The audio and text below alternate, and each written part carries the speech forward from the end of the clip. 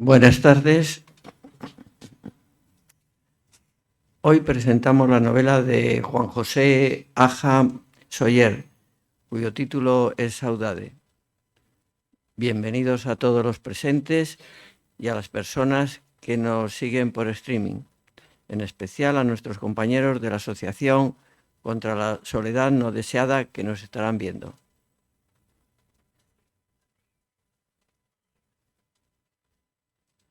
Lo hago, ¿eh? Juanjo es un autor muy querido y apreciado en Ediciones Tantín. Ya son 5 las novelas publicadas desde 2020 hasta esta última que hoy presentamos. El autor, cuya formación es la de capitán de Marina Mercante, también ha ejercido de profesor de formación profesional marítima. Y durante estos últimos años ha compartido los talleres de escritura que imparte Fernando Abascal los jueves en esta misma sala con el programa senior de la Universidad de Cantabria, donde en octubre del año pasado se diplomó en Ciencias Sociales.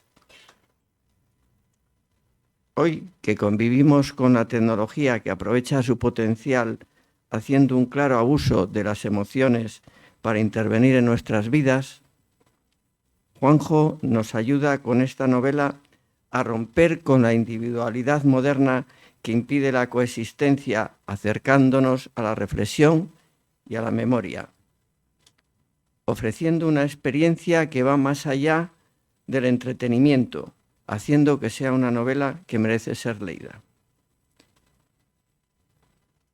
Yo les invito luego a la entrada está la novela y hemos traído también algunas de las novelas anteriores que Juanjo ha publicado para que ustedes puedan comprar y el autor les firmará con mucho gusto. Y a continuación doy la palabra al profesor de la Universidad de Educación a Distancia, Francisco Parra, que está aquí al lado. Muchas gracias.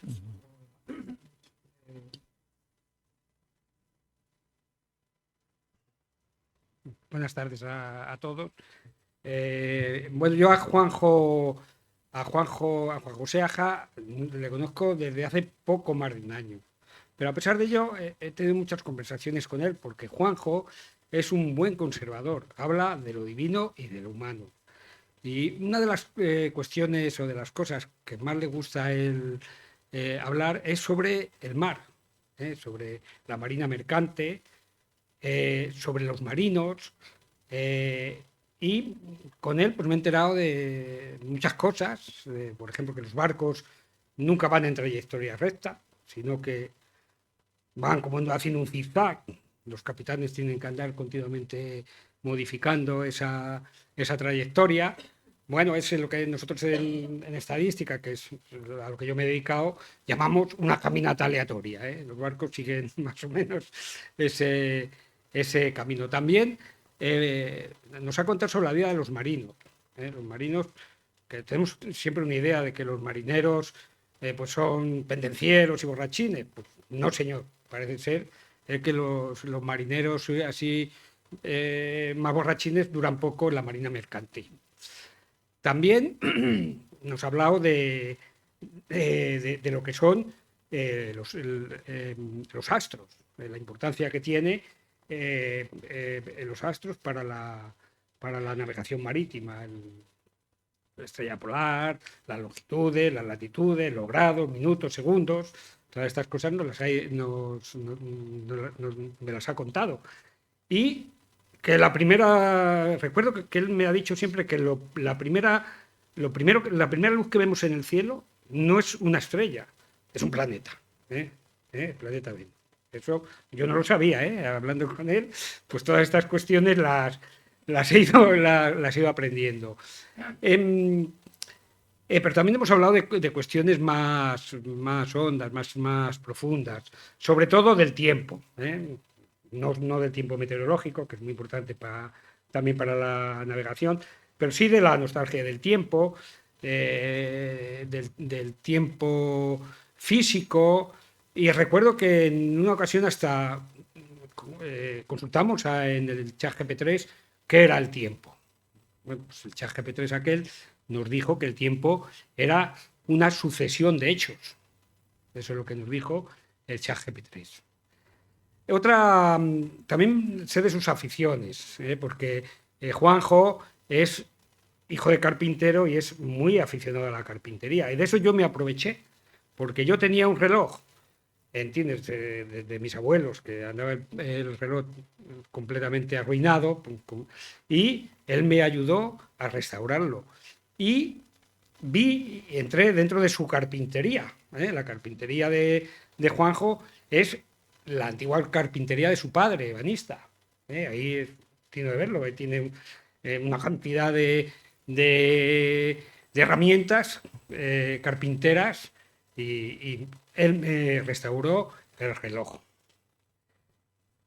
Lo curioso es que cuando él me da el libro, me deja el libro un poco para leerlo, para poder hacer esta presentación, a las pocas páginas que estoy leyendo, ¡pumba!, me topo con el reloj. Y me topo con el reloj también por una circunstancia, una casualidad, por decirlo así, porque es que él tiene también de su padre otro exactamente igual que el mío. Son relojes del siglo pasado, del siglo XX o siglo XIX, no sabemos exactamente.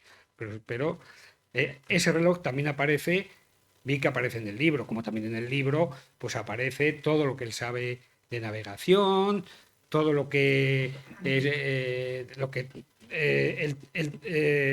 sabe también de la formación marítima, de la formación de patrones de yates, y cosas que también sé que él ha vivido, como es cuando estuvo viviendo solitario en el Valle de Cabo Érniga.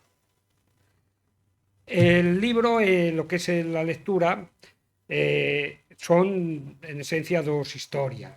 Yo de la lectura saco que hay dos historias. Hay una historia, dos historias que al final acaban uniéndose y vinculándose. Una historia tiene lugar, es una travesía de unos marinos que en un momento determinado traspasan la barrera del tiempo y llegan al pasado. Es una historia, por decirlo así, sobre el tiempo físico. La segunda historia es una historia que tiene lugar en un valle presumiblemente de Cataluña, porque más parece un valle de aquí de Cantabria, por las descripciones que hace. Y en esta segunda historia, él, como todas las historias rurales, pues hay leyenda, hay misterio, hay asuntos familiares sin resolver, hay parapsicología, y en esa segunda historia se habla del tiempo parapsicológico. Y en esta historia tiene un protagonismo al final de la historia una enfermera, que es la que introduce el tema de la vida después de la muerte o las experiencias cercanas a la muerte. Y me llamó la atención aquello, a mí me intrigó. La novela tiene su intriga, pero esto también me intrigó, y de tal manera que yo me puse a mirar en la web a aquellas experiencias cercanas a la muerte. Son muchas las experiencias que hay, Si uno lo mira y dice, uy, la cantidad de gente que ha vivido estos trances.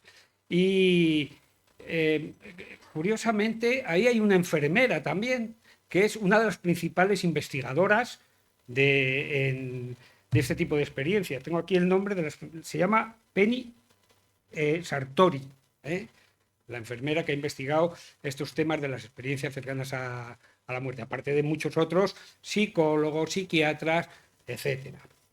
Bueno, en definitiva, es un libro que está escrito con muy buena prosa, es un libro que las dos historias tienen intriga, y es un libro también que las dos historias llevan a reflexionar sobre este tema que sé que a Juanjo le preocupa, que es el tiempo. Y yo por mi parte, pues invitarles a que lean el libro, a que lean estas dos historias, y espero que también les susciten a ustedes pues esas inquietudes o esas curiosidades sobre lo que es el tiempo, la nostalgia, la estar del tiempo y todo esto. Bueno, sin más, Juanjo.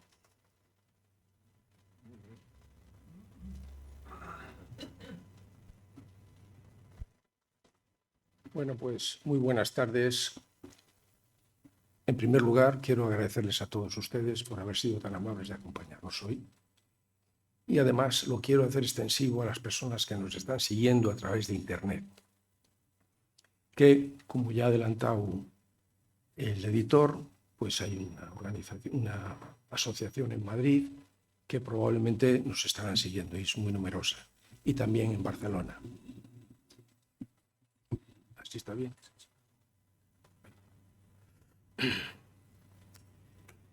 Dar las gracias también al Ateneo por colaborar en este acto cultural, prestándonos el salón de actos, y mi agradecimiento a mis dos amigos, el profesor Francisco Parra y al editor José Luis Fernández de la editorial Tantín, por su buen trabajo.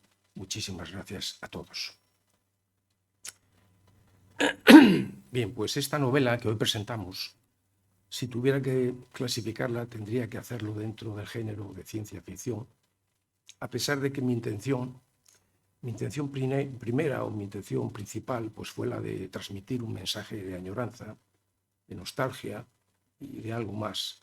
De ahí el título de este libro, Palabra, que debido a sus múltiples significados, saudade, lo pone ahí, pero bueno, lo digo yo, pues es la palabra que encontré más adecuada y que finalmente pues ha dado como resultado una obra de ciencia ficción.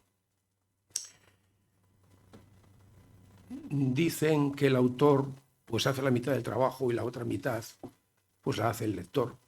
Así pues, yo confío en que cada lector pues extraerá de este mensaje que yo he tratado de transmitir su propio punto de vista y que será sin lugar a dudas pues el colofón final que aportará el propio lector. Voy a empezar introduciéndome poco a poco en la novela. Saudade consta de dos historias, como ya se ha dicho, que se desarrollan y relatan paralelamente en el tiempo. Una historia transcurre en el mar y está narrada en tercera persona con el clásico narrador omnisciente.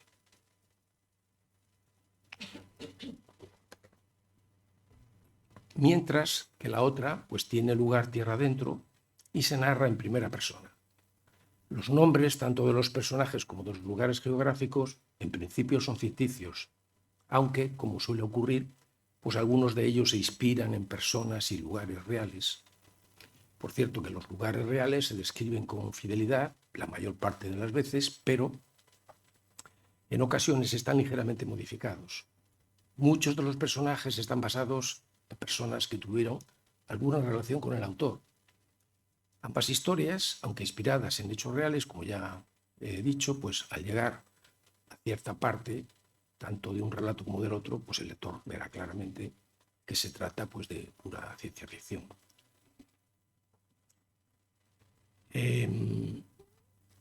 Dicen que el autor hace la mitad del trabajo y la otra mitad la hace el lector. Así pues confío en que, ya sé que lo estoy repitiendo, pero que el lector pues sepa analizar esto y sepa sacar este mensaje, que es un poco pues como un reto, ¿no?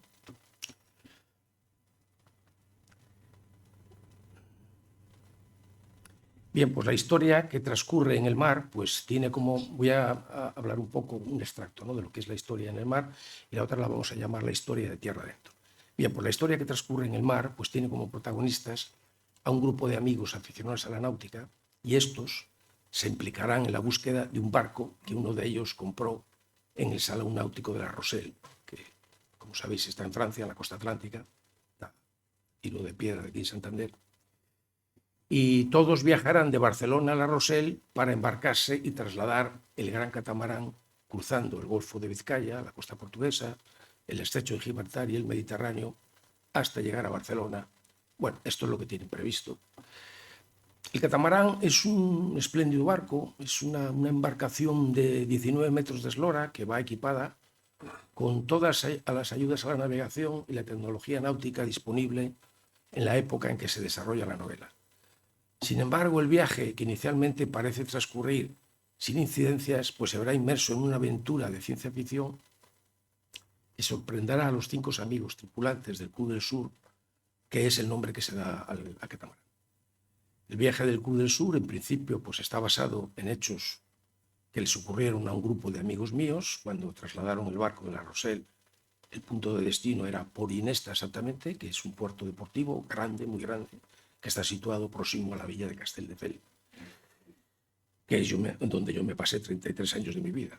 Bien, pues esto dicho sea de paso. En la provincia, esto está en la provincia de Barcelona, cerca, porque Castelldefels está pues, a unos 20 kilómetros aproximadamente de Barcelona. Bien, pues esta aventura que ocurrió de verdad, ya hace bastantes años, yo la he convertido en una aventura a través del tiempo, un viaje al pasado, como ha dicho Francisco Parra, y que evidentemente esto no ocurrió de verdad. Y ahora voy a tratar la otra historia. Dice, la historia que se desarrolla tierra adentro pues se ubica en un lugar extraordinario, de una extraordinaria belleza, yo lo calificaba así, que es el Valle de Cabuèrnia. No es un valle de Cataluña, pero Paco probablemente se ha equivocado porque yo los nombres los cambio, yo los lugares los describo más o menos como son, pero yo los nombres les doy otros nombres, ¿eh? Y lo mismo a las personas. Y al Valle de Cabuèrnia, pues ya no me acuerdo lo que da, pues me parece que le he puesto Canceller o algo así, que vendría a ser Cabezón de la Sal, por ejemplo. La Cabezón de la Sal, cuando me refiero a Cabezón de la Sal, le nombro Canceller. Y eso suena bastante catalán, la verdad. Bien, pues el narrador de esta, que como ya dije, pues es en primera persona, pues es el protagonista también de la historia. Llega al valle y se instala como inquilino en una mansión con la intención de vivir en solitario. Sin embargo, pronto descubrirá que no estará tan solo como había pretendido, pues al parecer la soledad no basta con desearla. La historia en aquella casa podría recordar al lector una novela escrita por una autora irlandesa que se llamaba Josephine Leslie. Y esta irlandesa, como digo, publicó la novela en 1945 y el título era El fantasma y la señora Muir, que seguro que a todos ustedes les sonará mucho porque la han hecho en película, la han hecho por la tele por lo menos 2 veces, que yo sepa. Yo de pequeño o de chaval la vi en el cine también. Y no sé si he leído la novela también. Tengo tan mala memoria, no lo sé bien. Aunque en realidad las dos historias, porque tiene una similitud ahora con esta otra historia, ¿no? Pero yo lo que digo es que en realidad las historias son muy distintas. En Saudade los papeles de los protagonistas se invierten con respecto a la novela de Leslie y además existen otras muchas diferencias que hacen que ambas historias no tengan ninguna relación, como el lector podrá descubrir. Pero, sin embargo, pues se pueden percibir algunas similitudes que ahora yo voy a intentar analizar, pues haciendo un extracto breve de ambas historias, para poderse apreciar mejor las diferencias o similitudes que pudiera haber.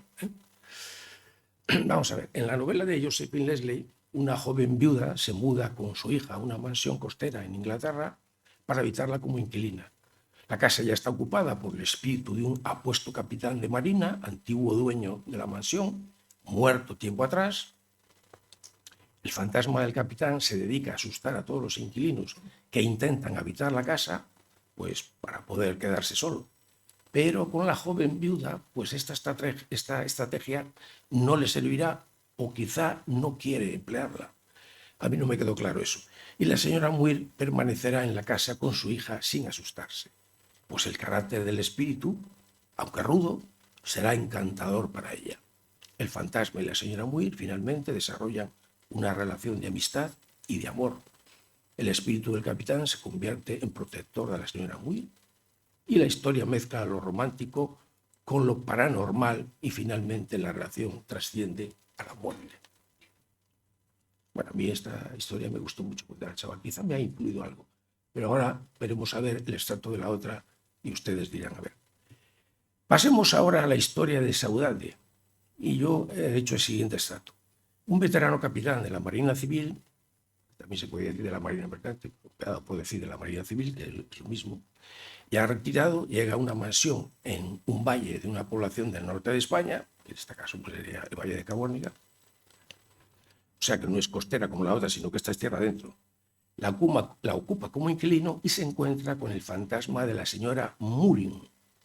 Parece que suena parecido a Muir, ¿verdad? Sí, a propósito está hecho. Y entonces yo tengo aquí puesto nombre escogido intencionadamente y a propósito para que suene parecido a Murín. Pero se escribe muy distinto. Murín se escribe Morin acabado en M. La señora Murín es de origen filipino y el Murín pues, también es un hombre que investigué filipino. Esta señora, fantasma ella, pues es de una edad madura y de una belleza extraordinaria. El fantasma de la bella señora pues, había asustado previamente a otros inquilinos. Sin embargo, con el capitán, el fantasma cambiaba de estrategia, y no por razones sentimentales, como en la novela de Leslie, sino por otros intereses de la señora Murín que se relacionan con intrigas y venganzas de multitud de personajes habitantes de aquel valle. La relación entre ambos comienza siendo tensa, pero a lo largo del relato se establece una cierta afinidad. El capitán queda cautivado por la belleza de la mujer fantasma y ella, a través de los diálogos que mantienen, pues llegará a ver al veterano marino con mejores ojos que al principio.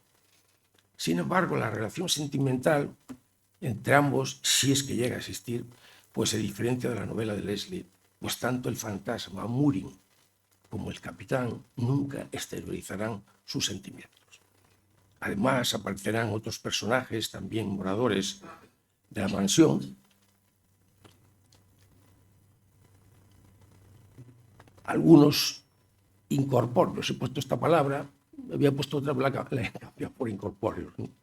Por no poner fantasmas, que intervendrán en conversaciones de tipo filosófico y que se convierte en una parte muy relevante de la novela por la humanidad que se desprende de sus diálogos. Así pues, hay que decir que las únicas similitudes entre estas dos novelas radican en los personajes, que serían el fantasma, un hombre y la otra mujer, el inquilino, también hay un inquilino, y la mansión, y nada más. Finalmente el lector descubrirá que tanto el nudo como el desenlace de esta historia pues no tienen ninguna similitud con la novela de Leslie.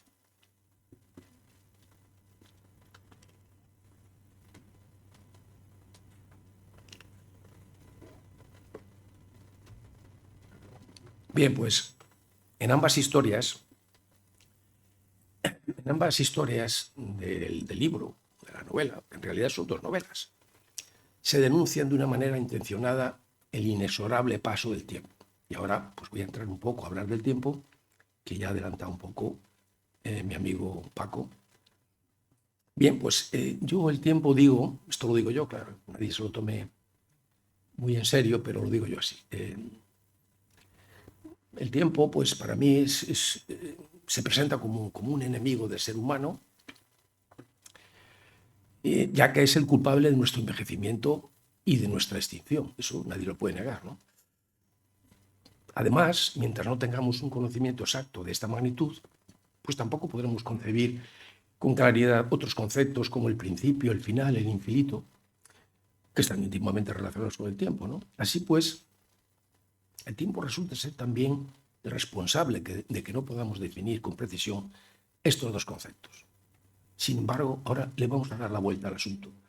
Desde otro punto de vista, podríamos dar la vuelta al asunto, como digo, y decir que el tiempo es oro, que el tiempo es el mayor bien que tiene el ser humano, que se nos escapa, ¿no?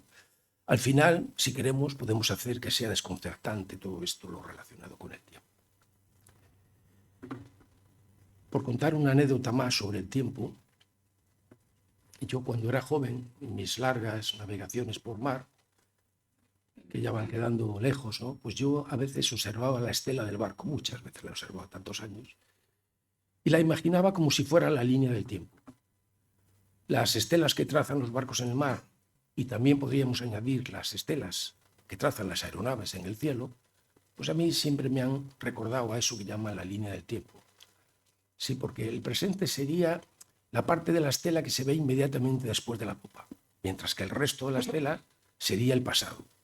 Pues a medida que se aleja y se va difuminando, se pierde en el horizonte y para mí pues tiene bastante similitud con lo que ocurre con los recuerdos, ¿no? Que a medida que se alejan de nosotros, con el paso del tiempo, pues se va haciendo cada vez más borrosos. Bien, la verdad es que no podemos o no sabemos definir el tiempo. Y yo diría que tampoco dividirlo.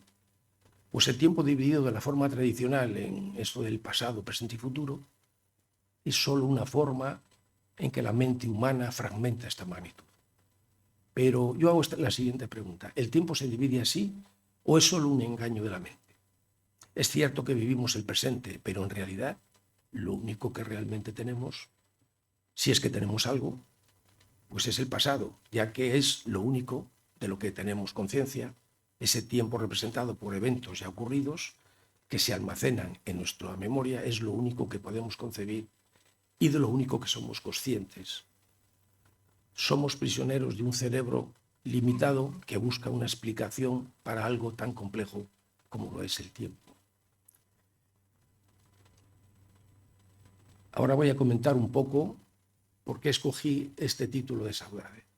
Es decir, voy a ver qué hay con esta palabra, investigar un poco con ella, ya tenía algún conocimiento, y lo que es tratado es lo siguiente. Saudade, como sabéis, es una voz portuguesa que, dada la dificultad de su traducción y su extensa y ambigua definición, pues fue incorporada al diccionario de muchas lenguas, incluida la española. La saudade, en principio, tiene un significado universal en las culturas portuguesa y brasileña. Sin embargo, en su carga emocional y en su contexto existen matices diferentes. En Portugal, por ejemplo. Pues en Portugal expresa un sentimiento más solemne ligado a una pérdida profunda y nostálgica, mientras que en Brasil se relaciona más con el afecto, también con la nostalgia, pero con una melancolía que no necesariamente es dolorosa. La saudade, como sentimiento cercano a la melancolía, pues también expresa una sensación de haber perdido algo que se tenía en alta estima, algo que la flecha del tiempo impide que nunca más se recupere. Además, refleja un estado de ánimo derivado del sentimiento de soledad, y la tristeza que ello puede representar se manifiesta en la poesía de muchos autores portugueses y en la música también. Los fados, por ejemplo, son la expresión más conocida internacionalmente de la música portuguesa, cuyos temas más cantados evocan melancolía y tristeza. La saudade también se utiliza en gallego.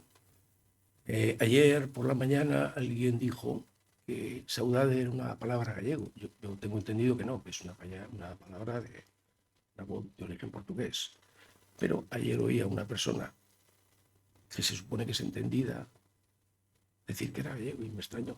Yo no sé si hay alguno que sepa, a ver si es que estoy yo equivocado, pero yo lo que tengo entendido es que saudade es de origen portugués. Bien, pues en Galicia también se usa.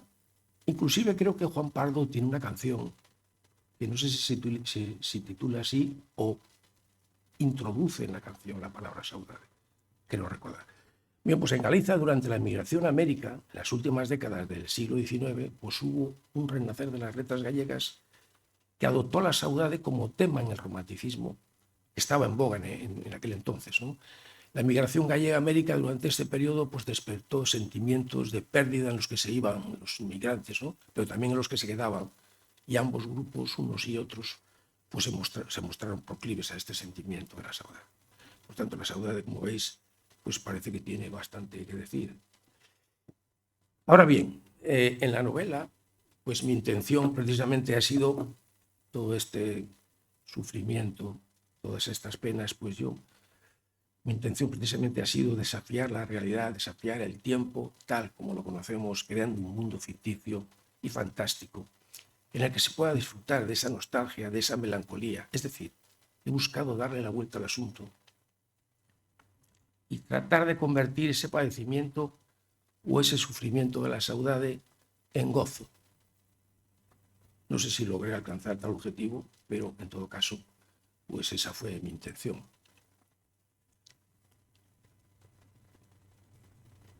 Voy a comentar ahora brevemente el desglose del libro, es decir, un poco, a ver, el libro cuántas páginas tiene, cuántos capítulos, un poco así, ¿no? Claro, no me da tiempo a contar la novela entera, si no la contaba. Voy a comenzar ahora brevemente entonces el desglose del libro y tengo que decir que la obra comienza, es una broma, esto que he dicho que no puedo contarlo, porque si no, no compraré ninguna. Bien, pues la obra comienza con 3 párrafos cortos, fuera de contexto, y que insinúan vagamente lo que vendrá a continuación. Y esta es una práctica que también pues, he utilizado en otras novelas anteriores. El primer párrafo consta solo de 2 líneas, y como solo son 2 líneas, pues las voy a leer. Y dice así: yo tampoco creo en fantasmas, pero te aseguro que donde los hay, los hay. Y a continuación siguen otros 2 párrafos algo más largos. Luego aparece el prólogo del autor, que tratará de justificar la necesidad de que existan historias de ficción, y después se da paso a la novela propiamente dicha, desarrollada en 27 capítulos, y finalmente un nomenclátor con la explicación de todos los tecnicismos náuticos que puedan aparecer a lo largo de los capítulos. En total hacen 340 páginas. Esto es más o menos el desglose del libro. Bien, pues siguiendo un poco con el tiempo, puesto que es un protagonista importante, para mí la magnitud del tiempo cronológico, porque como dijo antes Paco Parra, no me refiero al tiempo atmosférico, ¿no? Entonces el otro hay que decir cronológico para que quede. Nosotros en español, los ingleses esto lo tienen mejor. Nosotros en español solo tenemos una palabra para designar 2 cosas que no tienen nada que ver una con la otra, ¿no? Que es el tiempo cronológico y el tiempo atmosférico. Bien, pues la magnitud del tiempo cronológico, como digo, mencionada al principio, también es un protagonista importante en este relato, aunque las 2 historias discurren de manera independiente a lo largo de la novela, pues existe una conexión entre ambas, y es la comunicación entre el protagonista del relato que transcurre tierra adentro y Tony, que es el patrón del catamarán, uno de los personajes de la historia marítima. Y esta comunicación, pues en un momento determinado se va a ver interrumpida debido a imprevistos que sucederán en el viaje del Cruz del Sur, que, como dije, es el nombre que se dio al catamarán. Lo cierto es que lo que hoy imaginamos bajo el apelativo de ciencia ficción, pues podría hacerse realidad en el futuro. Muchos de los logros alcanzados por el ser humano en el pasado pues ya eran considerados ciencia ficción. El viaje a la Luna, imaginado por Julio Verne, puesto como ejemplo, se hizo realidad en menos de 100 años, así que hoy pues nadie debería dudar de que el hombre pueda llegar a Marte. Todo es cuestión de tiempo. Hay seres humanos dedicados a la investigación que trabajan para el progreso de la humanidad, esto ya es harto conocido, ¿no? Pero si bien es verdad que corren el riesgo de cometer errores, pues también es cierto que solo aquellos que no hacen nada son los únicos que no corren ese riesgo. Y con ello quiero decir, pues, que vale la pena el riesgo, y siempre estaría a favor de los que trabajan. Con el fluir del tiempo y a través de las generaciones sucesivas, pues los seres humanos hemos ido acumulando conocimientos, ¿no? Gracias al trabajo que se ha sumado generación tras generación. Las generaciones venideras pues se apoyan en los logros de las anteriores. Muchas de las cosas que hoy tenemos pues fueron primero imaginadas, ¿no? La suma de los conocimientos adquiridos y el trabajo realizado pues ha permitido que algunas de esas cosas hoy existan. Así pues, lo que hoy imaginamos, pensando que es pura fantasía, pues quizá algún día pueda hacerse realidad. No somos pocos los que pensamos que aunque a la humanidad aún le falten muchos siglos por vivir en el planeta, pues su futuro será la colonización de otros lugares en el universo. Además, irá, y como, no sé, dónde irá y cómo lo logrará, pues eso ya es otra cuestión, ¿no? Pero a juzgar por la historia de la humanidad, pues es razonable pensar de esta manera, dado el aumento exponencial de la población. Yo he recogido un dato que ¿cuántos somos en el planeta? Pues en 1950, por ejemplo, yo he recogido el dato que éramos 2.500 millones. Pero en el año 2024 sabéis que éramos 8.200. Y se cree que alcanzaremos 10.300 o más dentro de este mismo siglo. O sea que si no viene algo que frene esto, pues no vamos a caber. Y por tanto, el ser humano se debe de dar mucha prisa y trabajar para poder hacer las naves y poder colonizar otros sitios. ¿Nos parece? Bien, pues todos estos comentarios y reflexiones sobre el tiempo cronológico, pues a mí me han parecido interesantes y oportunos, ya que la historia que se desarrolla en el mar, pues los tripulantes del Cruz del Sur viajarán a través de él, concretamente al pasado, como ya dije. Así que la pregunta que podemos hacernos respecto al pasado es la siguiente. ¿Realmente el pasado ha dejado de existir y solo ha quedado como un recuerdo que se va diluyendo como la estela de un barco? ¿O en realidad nuestro pasado sigue existiendo en alguna parte de nuestro universo? No sé, cada uno pensará una cosa, pero la pregunta puede parecer disparatada a primera vista, pero en realidad no lo es tanto. En teoría, nuestros eventos pasados siguen existiendo para nuestra conciencia. Sabemos que el espacio y el tiempo son inseparables y además interactúan. Por otro lado, todos los eventos ocurren en el mismo espacio-tiempo. Aunque nuestra conciencia cree que suceden en el mismo lugar, en realidad ocurren en lugares distintos. Nunca estamos en el mismo lugar. La Tierra gira y se traslada, todo el sistema solar se mueve y el universo entero se expande.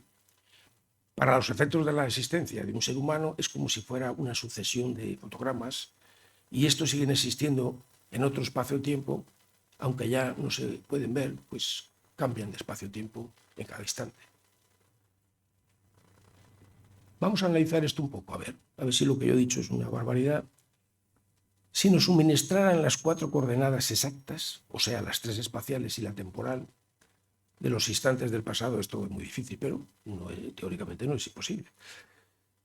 Esto lo digo yo y lo digo contundentemente. Si fuera así, sería fácil calcular los rumbos y las distancias a aquellas posiciones. Ahora, claro, haría falta un vehículo para ir ahí.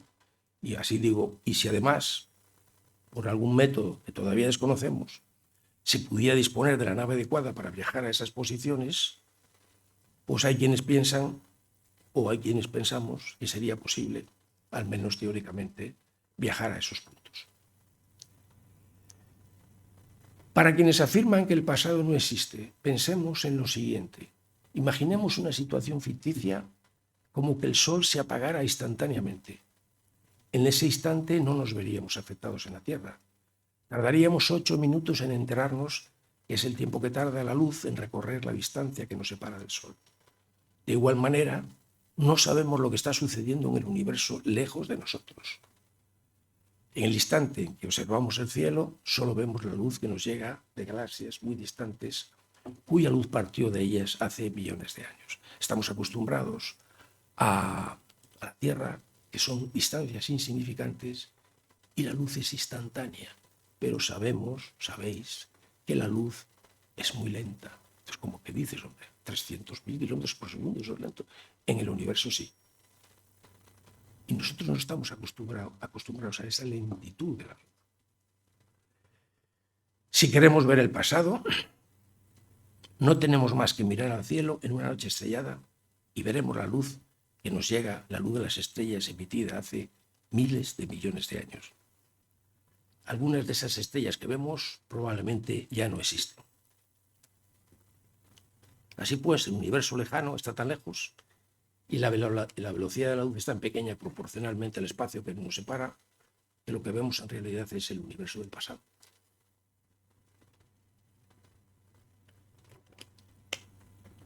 Hay que considerar que esta novela que estoy hablando es de ciencia ficción. Bien. Para terminar, lo que voy a hacer es leer algunos fragmentos, no sé si abreviarlos, porque se había estimado hacer un coloquio después, ¿no? Bueno, los voy a leer así un poco de corrido, los dos, más que nada para que se vea un poco el estilo. He escogido 2 párrafos al azar, uno de un relato y otro de otro, ¿no? Bien, pues comenzaré por el de la narración que se desarrolla en el mar, por ejemplo. Y a continuación el otro. El coronel subió a cubierta para que el aire ventilara su cuerpo. Había 2 personas adormiladas, estaban sentadas, una en el sillón giratorio del piloto junto a la rueda del timón, y la otra algo más a popa. Eran Tony y el segundo teniente. El crepúsculo matutino estaba a punto de concluir. El resplandor hacia el este insinuaba el punto del horizonte por donde aparecería el sol. El cielo se veía despejado y las estrellas habían ido desapareciendo, quedando visibles solo algunas de primera magnitud, las más brillantes. En el horizonte, en dirección al este, apareció una sombra oscura, algo velada, por la semioscuridad del crepúsculo. La silueta tenía una extraña figura. Buscó los prismáticos que se alojaban en el hueco junto al gobernalle y apuntó hacia aquel objeto poco familiar. Al girar la ruedecilla del enfoque, apareció ante sus ojos el objeto nítido. Se trataba de un buque de vela antiguo. El aparejo que portaba aquel barco tenía una arboladura de 3 palos, aunque aún estaba lejos para asegurarlo. Aparejaba velas de cruz, a excepción de las de masa a proa y la de popa, que eran de cuchillo. Parecía un buque antiguo, o quizá una reproducción. En los últimos tiempos se construían muchas reproducciones de buques de vela antiguos que se destinaban como buques de escuela o para el cine u otros usos. Sin embargo, las velas no tenían el color pálido que debía esperarse de un velero. Eran de un color ocre intenso. Tony se incorporó e instintivamente oteó el horizonte. «Parece un barco». Sin decir nada, el coronel le pasó los prismáticos, pensando que el patrón sabría distinguir mejor el tipo de buque que era aquel extraño artefacto de velas oscuras. «Es un barco, por fin». Bueno, ahí lo dejo para no destripar nada, para que quede un poco la incógnita. Entonces ahora vamos a ver el otro párrafo, que dice así: la señora Vélez se llama, no sé qué nombre dijiste antes, no me suena. No, que una enfermera que investigó eso. Es la señora Vélez. Da igual, es un nombre, hay que poner nombres. Yo he puesto la señora Vélez. Si os gusta otro, pues le cambiamos. La señora Vélez estaba sentada en una silla de ruedas. Era un salón grande, rodeada de otros residentes y visitantes. Aunque la monjita de recepción me había dado señas suficientes para identificarla, al acercarme le pregunté: «Buenas tardes, ¿la señora Amanda Vélez?». Era una señora muy mayor. Por unos instantes pensé que mi visita podría no ser una buena idea. Quizá su memoria no respondería al asunto que me había llevado hasta allí. Entonces me sorprendió cuando, antes de darme tiempo a presentarme, pronunció mi nombre y me pidió que empujara su silla hasta un rincón apartado donde podríamos hablar. Había unos sillones libres donde me acomodé después de colocar su silla frente a uno elegido. Durante unos segundos nos observamos sin saber quién hablaría primero. Finalmente la señora Vélez esperó a que yo comenzara la conversación. «Señora Vélez, por favor, llámeme Amanda. Quizá le extrañe que una persona como yo, su inquilino, la visite. La verdad es que sí, pero francamente, sea lo que fuere, le estoy muy agradecida. Aparte de las pocas visitas de mi hijo, ya no recibo visitas de nadie más, como hasta hace unos años, ¿sabe usted? Las personas que me apreciaban ya se han ido muriendo o no están en condiciones de salir de sus casas. ¿No tiene usted más hijos o personas jóvenes que la puedan visitar?». «No, señor».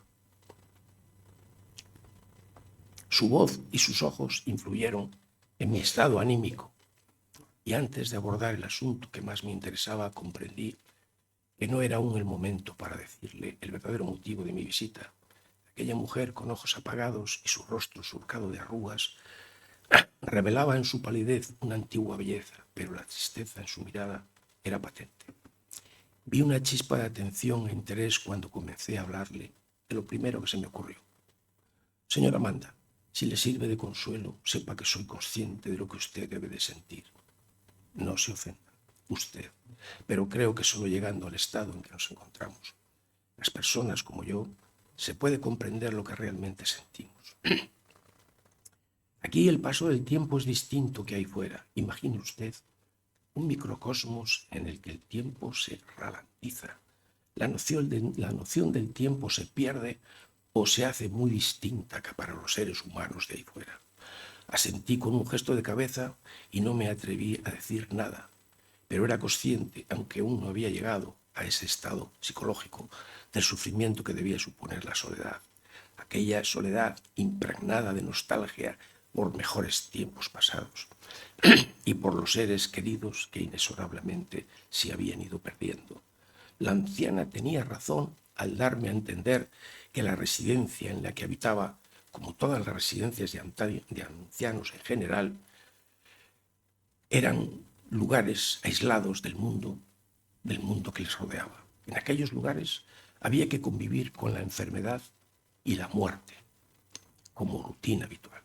Las visitas eran valoradas extraordinariamente. Su duración era un tiempo en el que el anciano podía evadirse de la realidad del aislamiento, un descanso para la mente y el ánimo. Las noches ya no servían para descansar, se hacían más largas que los días. Se llegaba a confundir el sentido de la realidad con la noción del tiempo. Pero el tiempo también discurría de forma distinta para el visitante. Creo que en el tiempo que estuve allí lo experimenté. La anciana me hizo comprender, apenas sin palabras, que aquellos lugares de buen aspecto en cuanto a luz y color, agradables a la vista, eran en realidad reinos de sombras. Volvió a incidir sobre la noción del tiempo. El transcurrir de esa magnitud enigmática, su pasado, los seres humanos con los que había convivido, era evidente que aquella anciana tenía que aprovechar la oportunidad que yo le brindaba para poder desahogarse de su tormento psicológico. Cuando viene mi hijo, el tiempo transcurre sin darme cuenta. Sin embargo, las noches en las que no puedo dormir, empachada por mis pensamientos, se me hacen eternas. Era perfectamente consciente de lo que la anciana más necesitaba no era escuchar, sino poder expresar sus atormentados pensamientos y reflexiones en aquella soledad rodeada de extraños seres humanos. Sin embargo, intervine con algún comentario o más bien preguntas que en esos momentos pensé podrían ayudar a la anciana a seguir con aquel asunto que, aunque era lo que más la atormentaba, también era lo que ella quería hablar. Y ahí lo dejo, para que os quede pues un poco... Bien, pues muchísimas gracias y muy agradecido por su atención.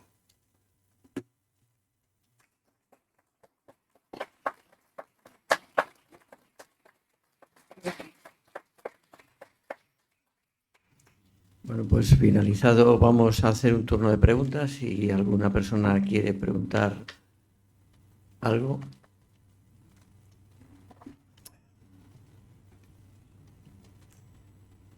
Hola, buenas tardes.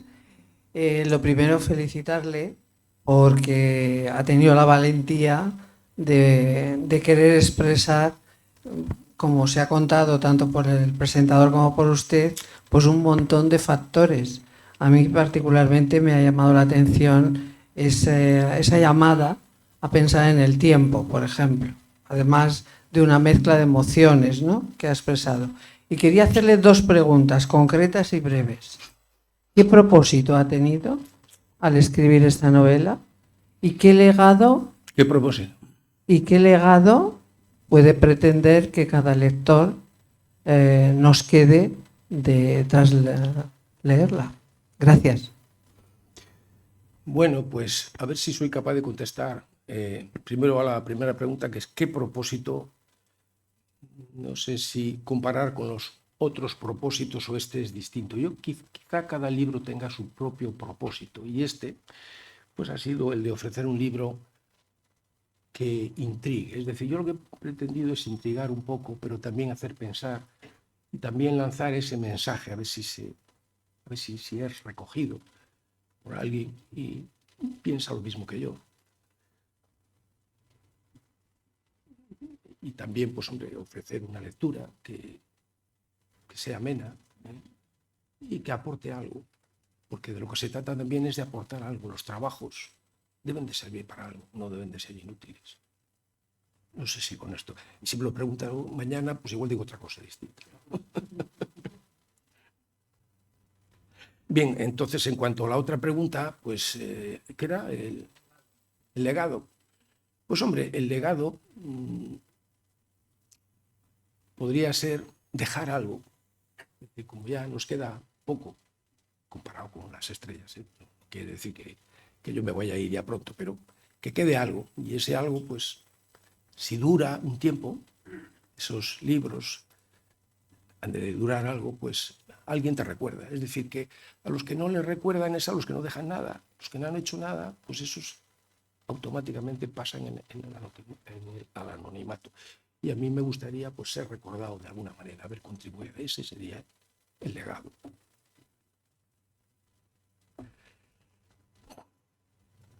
Muy bien, ¿alguna pregunta más?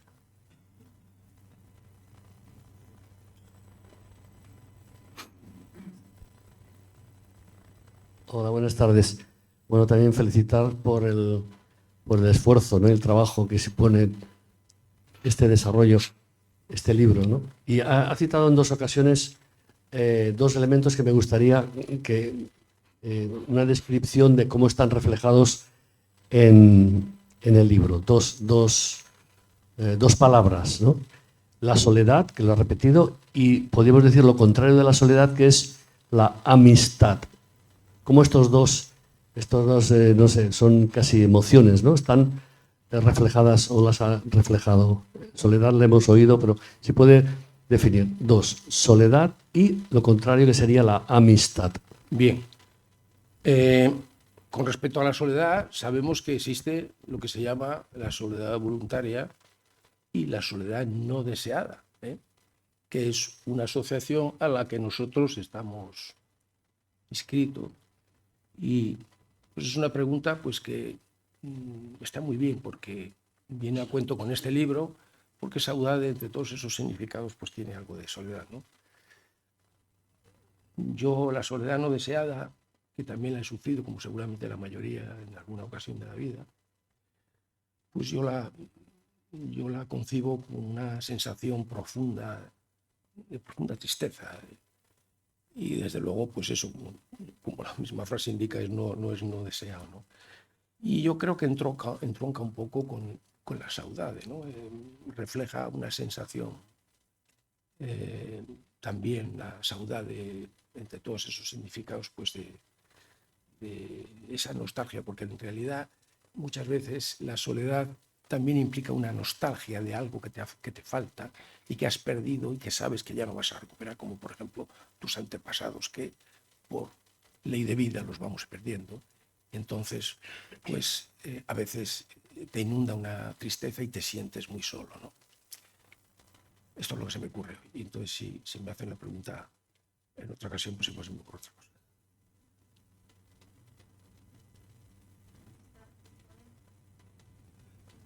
Había otra cosa más, la amistad. Hombre, la amistad siempre es muchísimo más deseable que la soledad. Es más, yo creo que sin amistad es muy difícil vivir. Es decir, hay casos excepcionales, ¿no?, que se aíslan y se meten en cuevas y todo esto, pero yo soy de los que opinan, a pesar de que yo soy una persona un poco solitaria y me tachan a veces porque me quedo solo, porque claro, es que no es ni negro ni es blanco, es una gama de grises. Volviendo un poco a lo de la soledad, ¿no? Ya he dicho que la amistad es imprescindible para mí. Puede ser que a una persona todavía muchísimo más rara que yo diga que no, pero yo digo que es imprescindible. Sin amistad, pues yo no concibo la vida, sería muchísimo más triste y sería desde luego una soledad, añadiéndole esas otras 2 cosas que son malas, ¿no? En la soledad lleva, creo que era una triada, ¿no?, la que nos habían puesto, y una de ellas era la soledad subjetiva, pero también había la objetiva, y también había cuando no tienes apoyo social. Parece que lo he dicho así un poco de memoria, y eso es lo que llaman la triada de la soledad. Y volviendo a la amistad, pues insisto que yo no concibo la vida sin tener algunas amistades. No es necesario tener muchas. Yo soy de los que piensa que es preferible tener calidad que no cantidad, ¿eh? Hay gente que conoce mucha gente, pero amistades, pues no sé si verdaderos amigos es lo que cuenta, tener verdaderos amigos, aunque no sean muchos. Y yo creo que hoy en día, yo personalmente, yo creo que los tengo. Hola, buenas tardes. Buenas tardes. Enhorabuena por el trabajo. El segundo relato que ha leído, la verdad que me ha parecido muy emotivo, y quería preguntarle dónde se ha documentado para tener esa visión tan poética. Buena pregunta. Pues en general no me he documentado para eso, es decir, todo ha salido de este pobre cerebro que va envejeciendo paulatinamente. Lo que sí es que lo que sí me he documentado es en otras cosas que no he leído aquí y que tienen que ver en esa misma residencia de ancianos. Voy a contar un poco más de la novela, ya puesto esto tal. Esta anciana es una enfermera en su vida laboral, pues fue enfermera y se dedicó a la investigación. Por supuesto, es un personaje ficticio, no le he copiado de ningún sitio, no hay ninguna referencia. Esto se me ocurrió a mí así, por las buenas. Y esta señora, pues, se dedica a investigar la vida después de la vida. Y es un tema que está muy de moda. Entonces yo me puse a documentarme sobre eso y aparecen unos diálogos, que aquí algunos, una muestra de pequeños diálogos, de una pequeña porción de diálogos ya ha aparecido. Pero hay un par de capítulos o 3 capítulos, no recuerdo ahora, que todos son diálogos con esta señora y se entabla, pues, el tema de la vida después de la vida. Yo ya leí un libro cuando era joven, porque esto es muy antiguo, estas investigaciones no son de ahora. La vida después de la vida, o podemos decir la vida después de la muerte, lo que pasa es que suena mejor la vida después de la vida, pero es lo mismo.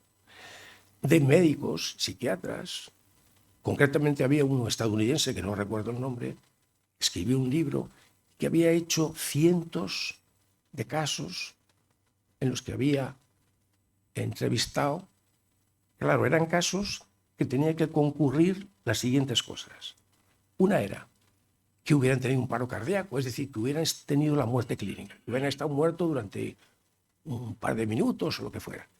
Y luego que les hubieran podido reanimar, por supuesto, y que después se acordaran de algo supuestamente que lo había. Y entonces, no todo el mundo cumplía eso, pero muchísimos sí. Es decir, después de entrevistar a miles y miles, porque estuvo muchos años para hacer ese libro, pues consiguió juntar muchos testimonios de gente que cumplían una serie de cosas muy parecidas, todas. Y ahí viene el estudio y, claro, detrás pues hay gente que se ha dedicado a estudiar eso. Inclusive hay un médico, creo que es catalán, San Segarra, creo que es apellido, no sé cómo me he acordado con la memoria que tengo. ¿Javier? No, Javier no me suena. San Segarra sí, pero de Javier no sé. Bueno, es igual el nombre. Es un señor que ya está jubilado, va a tener unos 80 o más. Y creo que fue cirujano, médico cirujano, y se dedica, y aparece mucho por internet, y ha hecho muchos vídeos, a este estudio que hizo aquel americano que yo leí en mi juventud. Y yo no he comprado el libro de este señor todavía, pero a lo mejor pues un día, porque cuando tenga tiempo igual lo leo también. Es decir, que esto, ahí sí que existe algo. No digo que esto sea cierto, pero hay muchos testimonios, ¿eh? Son evidencias que si habría aquí alguien que fuera estadístico, pues podría decir algo al respecto. Porque son muchísimas evidencias. Yo no sé si con esto te he contestado. Hay muchas evidencias en internet, vienen recogidas. Luego lo consulta y aparecen la cantidad de casos que se han dado, que además afectan a todo tipo de enfermedades, accidentes de tráfico, profesiones, niveles sociales. Es decir, muchos, la gente que se han registrado, estos que tienen ese nombre, experiencias cercanas a la muerte. Es como se llama. No se sabe lo que es después de la muerte porque estas personas vuelven, regresan. Eso es lo paradójico de este tipo de experiencias. Y yo sí que le pregunté a Juanjo cuando le había leído el libro, dije, ¿te has inspirado en la enfermera esta y tal, en la Penny Santori? Porque es una de las investigadoras. Me dijo que no. Escucha, pero es que la Penny Santori investigaba igual que la señora Vélez. Claro, es una casualidad, porque lo has dicho yo. Refiriéndote a una autora, ¿no? Sí, es una enfermera. Te referías a un personaje de la No, es una enfermera. Esta señora, Penny Santori, está claro. estudió estos casos. Empezó de enfermera porque ella se encontró estas experiencias justo en el ejercicio de su profesión y ahora acabó siendo psiquiatra. Y por eso te lo pregunté, dice, ¿tiene algo que ver tu enfermera con... Fíjate que con no sabía quién era. ¿es una casualidad? No, o sea, yo No es extraño, Juanjo, porque Yo me que una acordé- enfermera sea la que sepa de estas yo cosas. me acordé de ese libro, pero además luego, pues, es que hoy tienes cantidad. Tenemos el mundo en nuestras manos, ¿no? El viento en nuestras manos, no el mundo. Perdón, que no me había dado cuenta que. Y tienes muchísima información. Entonces, no es tan difícil como antiguamente. Los escritores antiguamente lo tenían más complicado, por eso tardaban más. Ahora alguno me reprocha así veladamente, oye, tú sacas un libro por año. No, no es verdad que eso. Pero bueno, casi, ¿no? No es verdad. Bueno, pero es que se podría hacer. O sea, esa crítica que yo he oído dice, bueno, es que estos que sacan un libro por año, joder, hay que en fin, sospechar, yo qué sé, a ver.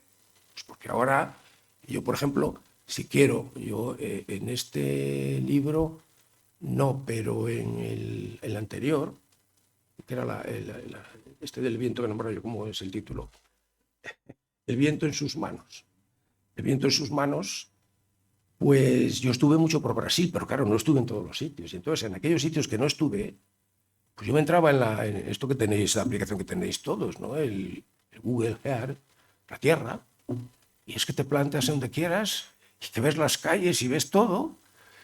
Y claro, y además tienes muchos otros tipos de información, porque yo inclusive llego a apelar a la antigua usanza, a enciclopedias. Yo tengo mucha documentación escrita en casa y también la sigo utilizando. Por tanto, pues yo creo que ahora lo tenemos más fácil. Y quién sabe, dentro de 60 años, cuando algunos ya no estemos, pues todavía lo tendrán. ¿Cómo será? Yo no me lo puedo imaginar. ¿Alguno se lo imagina dentro de 60 años? ¿Algún científico de los que estáis aquí? ¿Cómo será esto dentro de 60 años? Porque la progresión que vamos avanzando, yo creo que es una progresión geométrica. Es horrible, ¿eh? Si miras los intervalos de tiempo, comparándolos con, ¿verdad? Este señor es estadístico, se sabe de matemáticas. Y se pueden hacer cálculos, ¿no? Bueno, yo en el tiempo, no es que en estadística se trate el tiempo, se tratan los sucesos, los hechos, se recogen los hechos y efectivamente, es decir, las cosas suceden con... antes las cosas sucedían con mayor frecuencia, es decir, ahora suceden más rápidamente. Cada vez es como esto de la Internet. Hace poco teníamos el Internet, ahora, no sé, ahora ya tenemos el Google, los buscadores, redes sociales, ahora el chat GPT-3, mañana vete a saber, ¿sabes? Al final el mismo móvil, desde el aparatito que teníamos antes que servía para hablar, pues fíjate la cantidad de cosas que hacen. Y todo es mucho más inmediato. Eso es lo que los hechos sí que se ve que se recogen con bastante mayor frecuencia. Es decir, pero el tiempo es el mismo. O sea, el tiempo, la magnitud física del tiempo es la misma. Entiendo yo, vamos. Lo que sí que también es una cosa, Juanjo, también que yo en la novela también sí que a la hora de leerlo, es decir, yo sí que he visto que buscas una infinitud del tiempo. Es decir, el tiempo el tiempo nuestro está limitado. Nosotros tenemos nuestro tiempo aquí en la vida y acabó nuestro tiempo en la vida. El hablar de las experiencias cercanas a la muerte es como si hubiera otro tiempo después. ¿Eh? Y cuando hablamos también del tiempo, del viaje en el tiempo, es como si la magnitud física del tiempo no se detuviera, continuara, esa infinitud del tiempo. Y yo sí que te quería preguntar, ¿pero eso qué es? ¿Es un anhelo? ¿Deseamos que el tiempo sea así infinito, nuestro tiempo psicológico o el tiempo físico? Es decir, que el universo nunca se acabe, se expanda al infinito, ¿no? Por decirlo así. O hay algo de realidad en ello. Bueno, pues no sé, si quieres puede ser un anhelo, que también es cosa buena, ¿no? Tener anhelos, tener inquietudes. Pero a ver, yo creo que te equivocas y deberías de leer uno de mis libros que dice La estela y el tiempo, se sonríe el editor, y ahí en la contraportada del libro, pues yo digo algo de lo que yo creo que es el tiempo, que en realidad hay más gente que piensa eso. Es decir, hay una teoría que dice que el tiempo es finito, porque es la teoría del Big Bang, es decir, el tiempo dura lo que dure el universo. Es decir, el tiempo empieza en el momento del Big Bang y acabará, pues una teoría, con el Big Crunch. Sí se produce, porque también hay muchas teorías que dicen que a lo mejor pues no se produce. Esto puedes decir lo que quieras, como total no vamos a estar, falta mucho tiempo todavía para eso. Entonces el tiempo, o sea, yo lo que digo, y lo digo en ese libro, es que no hay nada infinito. No hay nada infinito, ni siquiera el infinito. Esa misma frase la digo así. No existe nada infinito, ni siquiera el infinito es infinito. Además, en matemáticas, esto lo sabrás tú mejor que yo, existe varios infinitos, ¿no? Como número matemático. Tengo entendido, no soy un experto. A pesar de que soy de ciencias, no soy un experto en matemáticas. Claro, el infinito nosotros siempre le hemos tenido como una cosa que no se desconoce. Lo único que podemos decir es que no le conocemos ni principio ni final, pero no asegurar que hay algo infinito. Nosotros, por eso yo dije al principio que había una serie de cosas, que el tiempo es desconcertante, que hay una serie de cosas que están ligadas al tiempo que no las podemos definir, y una de ellas es el infinito, el principio y el final, y el infinito, dije, que eran cuestiones que por culpa del tiempo no podemos definirlas tampoco. El tiempo es el culpable de eso y es el culpable de nuestro envejecimiento y de nuestra muerte. Yo he dicho de nuestra extinción, que es lo mismo, ¿no? A ver, el tiempo es un tema muy complicado que no los grandes filósofos y los grandes físicos, inclusive hasta gente que ha escrito literatura, porque yo en el libro de La estela y el tiempo lo que hago es analizar el tiempo bajo 3 puntos de vista. Uno de ellos es el físico, pero también hay otro que es el filosófico y el tercero es el literario. Y no llegas nunca a ninguna conclusión, nunca llegas a poder decir. La única definición que yo he visto, no sé si aquí en la sala habrá alguien que sepa algo más de esto, es la que dijo Aristóteles ya 300 y pico años antes de Cristo, y es una definición muy corta y muy simple y muy sabia, que dijo que el tiempo es movimiento. Y efectivamente, si lo pensamos bien, si todo estaría quieto, el universo también dejará de expandirse y todo. Nos quedaríamos todos paralizados. Para mí es fácil concebir que el tiempo ya no discurre. Se ha parado el reloj también. Porque claro, es el reloj de péndulo. Vamos a imaginarnos un reloj de péndulo. Se tiene que mover el péndulo. Es decir, el tiempo es movimiento. Y cuando deje de haber movimiento, o dicho de otra manera, si no hay movimiento, no se concibe tiempo. Esto es una reflexión mía. Yo no sé si alguno quiere hacer algún comentario sobre esto, porque la verdad es que, según yo lo veo, es un tema interesantísimo. Tanto es así que a mí me dio para un libro.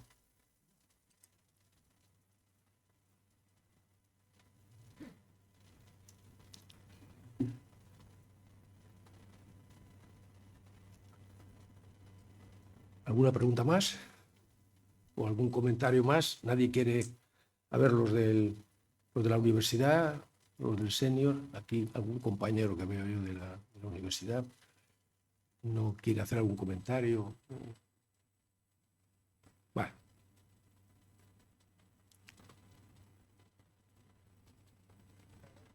Entonces, ¿qué hacemos?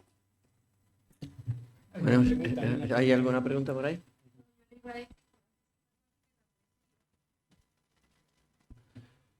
A ver, la física, yo no soy físico y las nociones que tengo de física cuántica pues probablemente no pasarán mucho más allá de lo que pueda tener cualquiera por aquí. Bueno, la física cuántica, como el estudio de las partículas subatómicas, pues es precisamente una de las cosas que se basan en algunos que analizan la vida después de la vida, La vida después de la vida, pues hay una teoría, yo la voy a explicar así un poco rústicamente si queréis, y es que el cerebro, la mente, pues está compuesto de partículas subatómicas que pueden atravesar. Pues, las partículas subatómicas, como podéis imaginar, subatómicas son extremadamente pequeñas, ¿no? El átomo es una cosa gigantesca al lado de las partículas subatómicas. Y entonces, pues esa teoría dice que la mente en realidad está como... Y por eso estas personas que han tenido experiencias después de la vida, cuando les han relatado a estos entrevistadores que eran médicos para escribir lo que han escrito, pues decían que ellos se veían, su cuerpo lo veían desde arriba, que habían atravesado muros, porque claro, en realidad son partículas que no tienen materia, como los corpúsculos, como las ondas de la luz, ¿no? Que no tienen masa, materia, ¿no? Quiere decir masa. Una cosa que no tiene masa, por eso pueden ir a grandes velocidades, ¿no? Voy a decir ahora un paréntesis. La luz tiene esa velocidad tan extraordinaria porque las partículas de lo que está compuesto, o las ondas, no tienen masa. Nada que tenga masa, decía podrá ir a una velocidad tan grande como la de la luz. No sé si con esto pues, he contestado.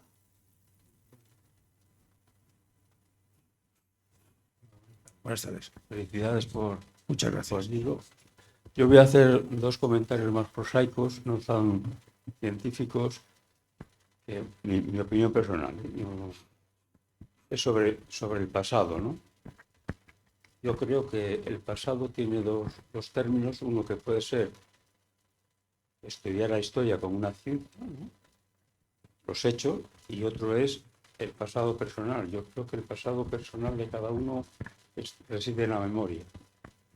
¿No? Cualquier familiar nuestro que se ha muerto vive en nosotros mientras nosotros lo recordemos, ¿no? O los hechos.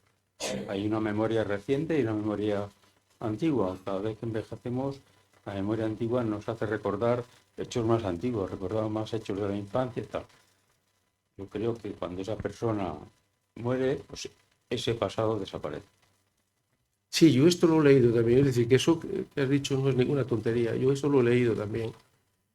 E inclusive, creo que en este libro yo digo algo sobre eso.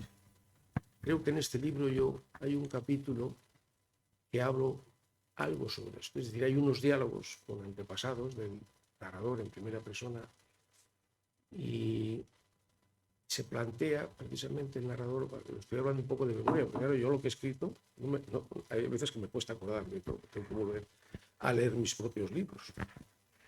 Pues hay unos diálogos en que el narrador se plantea si sus padres, por ejemplo, que habla con ellos, se aferran a esa idea para no desaparecer del todo, o es él el que se aferra a ello para que no desaparezca. Se plantea una especie de paradoja, ¿no? Que yo ahora mismo no sabría explicar, pero que está muy bien pensada, o sea, muy bien redactada ahí. Me tomé mi tiempo, claro. Y además a veces pues la escribes y al día siguiente la leas y cambias. Y dices, ahora me gusta. Pero la vuelves a leer al cabo de 3 o 4 días y la vuelves a cambiar. Así que muchos lo que hacemos es no volverlo a leer más para no cambiarlo. Aquí me pasáis una nota y me dicen que tenemos que acabar. Muy bien. La última pregunta era sobre los hechos o vivencias que están cerca de la muerte. Entonces yo creo que aquí el hecho científico es la muerte cerebral, ¿no? Si todos esos hechos que dicen que han visto o que han relatado después de la muerte, habría que certificar si esas personas han tenido una muerte cerebral y no que nunca se han muerto. O sea, son experiencias que han estado, pero no han estado muertos. Claro, claro. Entonces, porque yo creo que la vida después de la muerte, eso es fe, vamos, eso es fe y está en las religiones, pero las experiencias que están cerca de la muerte y que alguien ha venido, no se ha muerto. Esos son gente que no se ha muerto. No se ha constatado una muerte cerebral ahí. O sea, no puede decir que ha venido del más allá, ha contado algo. No se ha muerto esa gente, mientras no se demuestre que no ha tenido una muerte cerebral. Efectivamente, pero es que eso no es lo que dicen. no dicen que es que se han muerto y luego han vuelto, no. Dicen que han tenido una experiencia después de haber sufrido un infarto y desde luego se le han reanimado, es que evidentemente no se ha ido del todo. Pero esas experiencias incluyen en que se han visto desde arriba y coinciden cientos de casos y que han podido traspasar. Entonces, hay una teoría para dar respuesta a eso, pues que quizá la mente, el alma, la conciencia, como queramos llamarlo, pues está compuesto de partículas subatómicas para darle una explicación a eso que cuentan muchos. Pero yo ni pongo ni quito. Y si en realidad mi misión no es ni poner ni quitar, simplemente es exponer y luego, si acaso, fantasearlo un poco. Pero nada más. Pero hay muchas cosas que no sabemos. Lo que les llama lo más prudente es que no sabemos. Lo que les llama la atención a ellos es que todos relatan una misma secuencia de hechos. Una es que salen fuera y otra es el túnel. Aparece un túnel con una luz y aparecen los familiares. Pero no están muertos, porque al final reviven o vuelven. No vuelven, evidentemente están muertos. Por eso se llama experiencia cercana. Claro. ¿Sabes por qué no vuelven? Porque están mejor allí. Es esa la Bueno, razón. pues vamos a dar por terminado ya el turno de preguntas, porque se nos echa la hora encima y muy agradecidos a su asistencia y a las preguntas que ha habido. Y nada, invitarles a